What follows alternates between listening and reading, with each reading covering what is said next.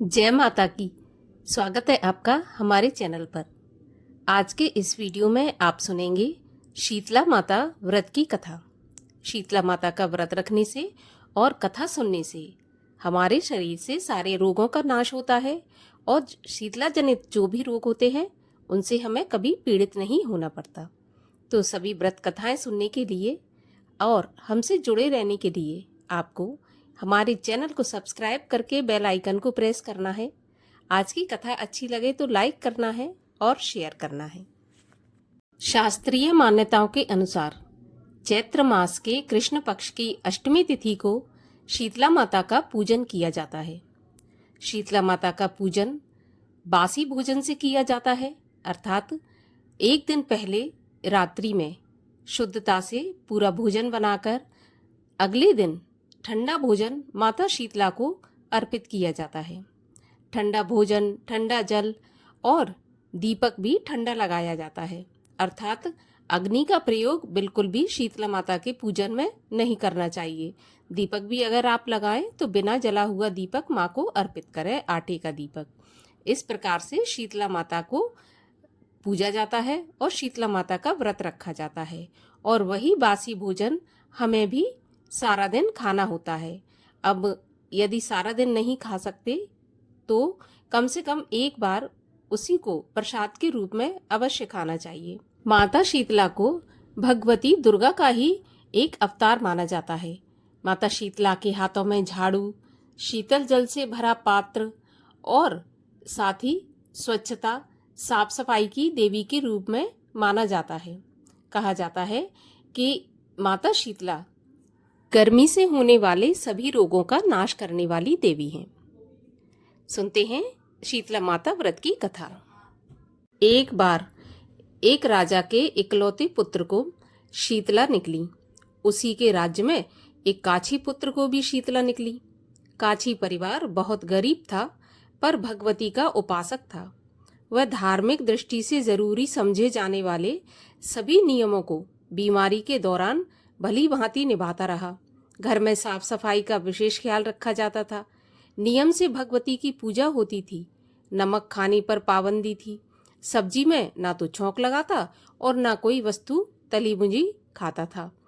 गर्म वस्तु ना वह स्वयं खाता और ना शीतला वाले लड़के को देता था।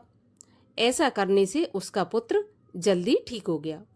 उधर जब से राजा के लड़के को शीतला का प्रकोप हुआ था तब से उसने भगवती के मंडप में शतचंडी का पाठ शुरू करवा दिया। रोज हवन बलिदान होते थे। राजपुरोहित भी सदा भगवती के पूजन में मग्न रहते थे। राजमहल में रोज कढ़ाई चढ़ती, विभिन्न प्रकार के गर्म स्वादिष्ट भोजन बनते। सब्जी के साथ कई प्रकार के मांस भी पकते थे। इसका परिणाम यह होता कि उन लजीज भोजन की सुगंध से राजकुमार का मन मचल उठता। वह भोजन के लिए जिद करता, एक तो राजपुत्र और दूसरे से इकलौता। इस कारण उसकी अनुचित जिद भी पूरी कर दी जाती। इस पर शीतला का कोप घटने की बजाय और बढ़ने लगा। शीतला के साथ साथ उसे बड़े बड़े फोड़े भी निकलने लगे जिनमें खुजली और जलन बहुत होती थी। शीतला की शांति के लिए राजा जितने भी उपाय करता, शीतला का प्रकोप उतना ही बढ़ता जाता, क्योंकि अज्ञानतावश राजा के यहाँ सभी कार्य उल्टे हो रहे थे। इससे राजा और अधिक परेशान हो उठा। उसकी समझ में नहीं आ रहा था कि इतना सब होने के बाद भी शीतला माता का प्रकोप शांत क्यों नहीं हो रहा है। एक दिन राजा के गुप्तचरों ने उन्हें बताया कि काछी पुत्र को भी शीतला निकली थी पर वह बिल्कुल ठीक हो गया।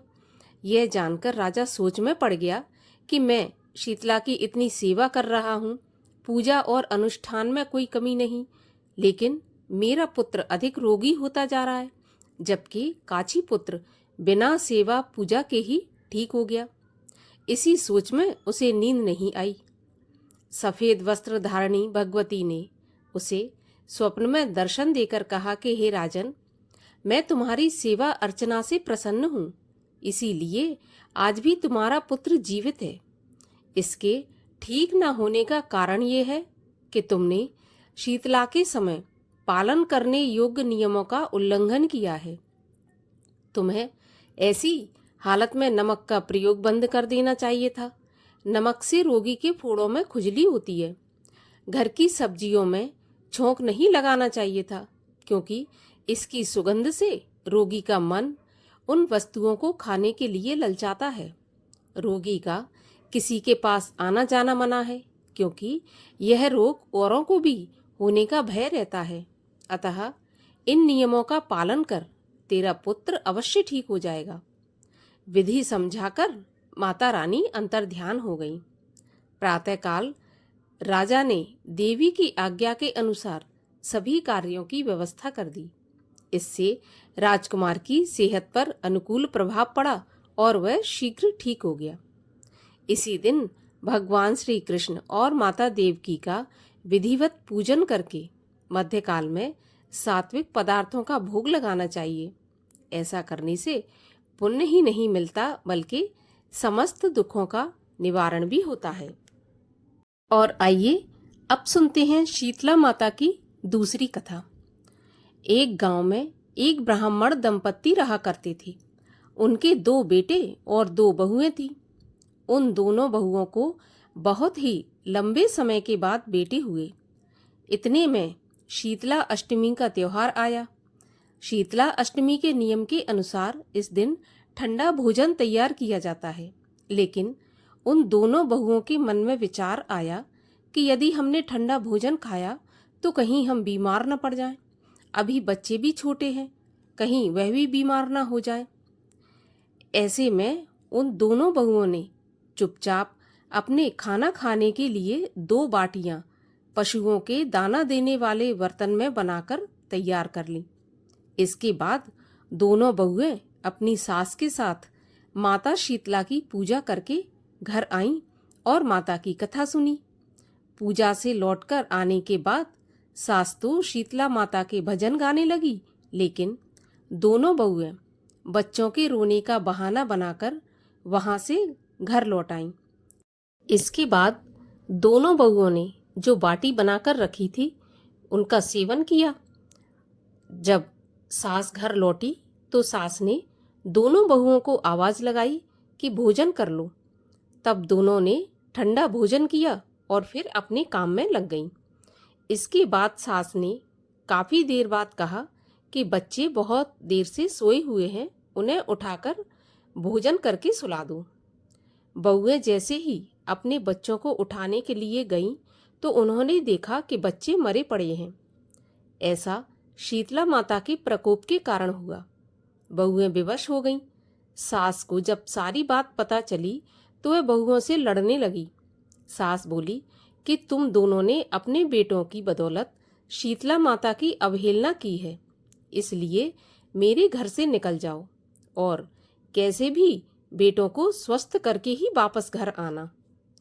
अब दोनों बहुएं अपने मरे हुए बेटों को लेकर घर से निकल गईं और रास्ते में जाते हुए एक जीर्ण वृक्ष के पास पहुंच गईं।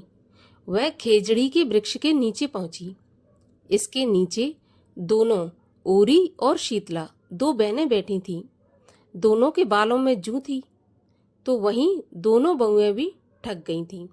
दोनों बहुएं ओरी और शीतला के पास पहुंची। उन दोनों ने ओरी और शीतला के सिर से सारी जुएं निकाल दी। जुओं का नाश होने से ओरी और शीतला ने अपने मस्तक में बड़ी शीतलता का अनुभव किया और उनसे कहा कि तुम दोनों ने हमारे सिर से जूं निकालकर हमारे सिर को ठंडा किया है, वैसे ही तुम्हें पेट की शांति मिले। इतने पर दोनों बहुएं बोली कि हम पेट का दिया हुआ ही लेकर मारी मारी भटक रही हैं, लेकिन शीतला माता के दर्शन नहीं हुए। शीतला माता ने कहा कि तुम दोनों ने पाप किया है, तुम दुष्ट हो, दुराचारणी हो, तुम्हारा तो मुंह तक देखने योग्य नहीं है।